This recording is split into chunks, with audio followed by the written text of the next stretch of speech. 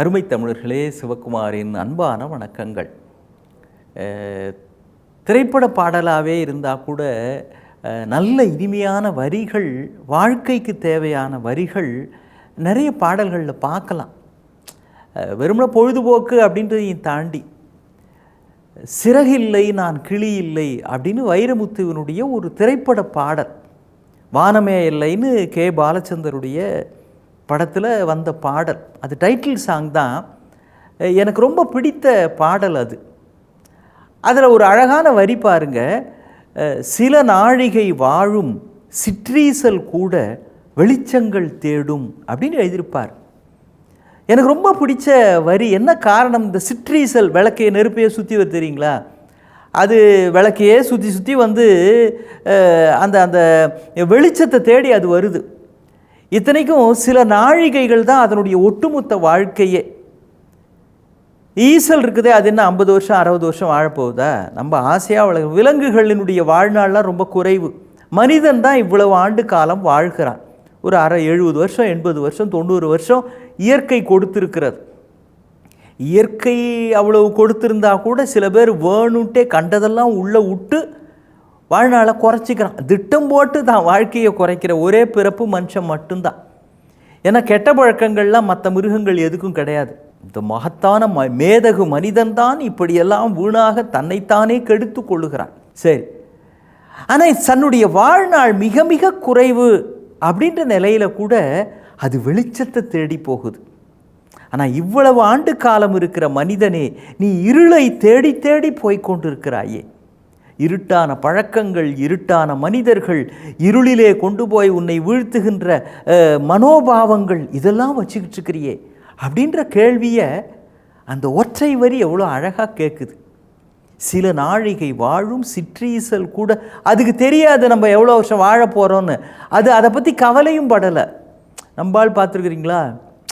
Sir, நமக்கு வயசு இவ்வளோ ஆச்சுங்க, நீ எவ்வளோ நாள் இருப்போன்னு தெரில, ஆண்டவன் எனக்கு எவ்வளோ போட்டு வச்சுருக்கான்னு தெரில. தெரிஞ்சால் மட்டும் என்ன பண்ண போகிற? அப்ளை பண்ணி இன்னும் கொஞ்சம் எக்ஸ்டென்ஷன் வாங்கிக்க போறியா? இவ்வளோ வருஷம் ஆயிடுச்சு, எனக்கு இன்னும் கொஞ்சம் ஒர்க்கெல்லாம் இருக்குது, இன்னும் வீடு ஒன்று கட்டணும், 2 கார் வாங்கலாம்னு இருக்கிறேன், பிள்ளைங்களுக்கு கல்யாணம், எனக்கு ஒரு 10 வருஷம் எக்ஸ்டென்ஷன் கொடு, அப்ளிகேஷன் போட போறியா? சிற்றீசல் கூட தன் எதிர்காலத்தை பற்றி நினைப்பது இல்லை. அதெல்லாம் நிகழ்காலத்தில் தான் வாழுது.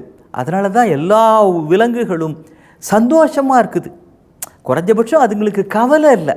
மனுஷன் மட்டும்தான் கவலைப்பட்டுக்கிட்டு இருக்கிறான். புந்தி கிலேசமும் காயக்கிலேசமும்னு அருணகிரிநாதர் சொல்லுவார். மனுஷனுக்கு மட்டும்தான் உடம்புக்கு வர கஷ்டம், மனசுக்கு வர கஷ்டம். இவன் தான் நினச்சி கவலைப்படுவான். நடந்து போனதை நினச்சி கவலைப்படுவான், இல்லைன்னா நடக்க போகிறத நினச்சி அப்படி ஆகுமோ இப்படி ஆகுமோ. ஏய், அது ஆகுமா இல்லையான்றது தெரியல, ஏன் நீயா கவலைப்படுற? புந்தி கிலேசமும் காயக்கிலேசமும் அப்படிம்பார் அருணகிரிநாதர். இப்போ எதிர்காலத்தை நினச்சி கவலைப்பட்டு என்ன ஆக போகுது? அது நடக்க போகிறது தான் நடக்குது. அப்போ எப்படி நடப்பது என்பதை தெரிந்து கொள்ள வேண்டும். வெளிச்சத்தை தேடி செல்லுகிற வாழ்க்கையை உங்கள் வாழ்க்கை பாதையில் நடவுங்கள். சிற்றீசல் கூட வெளிச்சத்தை தேடுதுப்பா. எதை நோக்கி செல்லுகிறோம்ன்றது முக்கியம் அல்லவா? எழுத்தாளர் ராஜேஷ்குமார் மர்மக்கதை மன்னன் அப்படின்னு நீங்கள் கேள்விப்பட்டிருப்பீங்க. கிட்டத்தட்ட 1000 நாவல்கள் அவர் எழுதியிருக்கிறார் அப்படின்னு ஒரு கணக்கு. மர்மக்கதைகளாக எழுதுவார். நீங்கள் படிச்சிருக்கலாம், சுவாரஸ்யமான கதைகள். அவர் ஒரு ஒரு சுவையான ஒரு அனுபவத்தை சொல்கிறார். அவர் கல்லூரியில் படித்த காலத்தில் இவர் வகுப்பு தோழர்.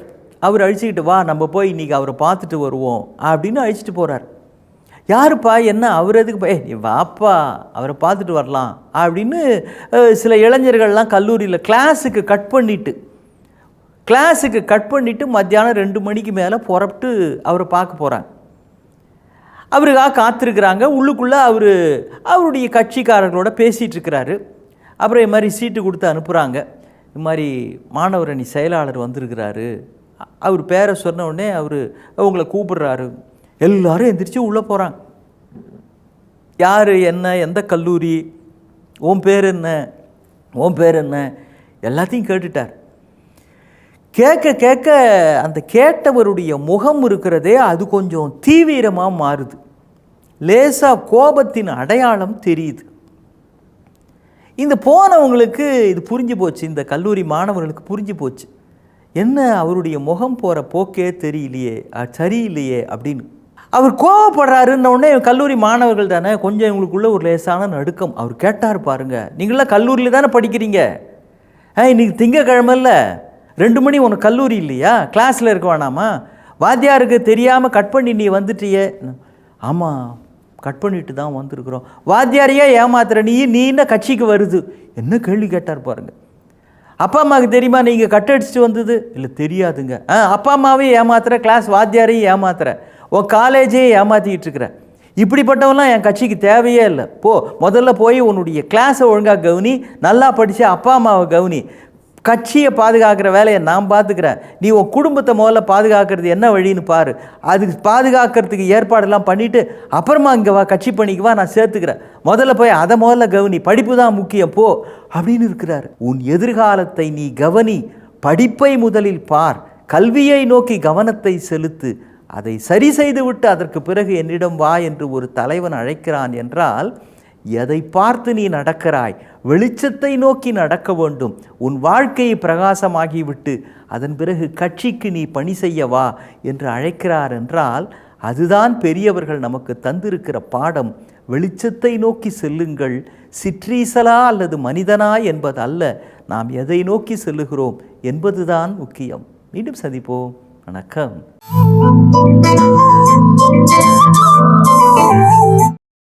இன்னும் பல வீடியோக்களை காண சன் லைஃப் சேனலை சப்ஸ்கிரைப் பண்ணுங்க.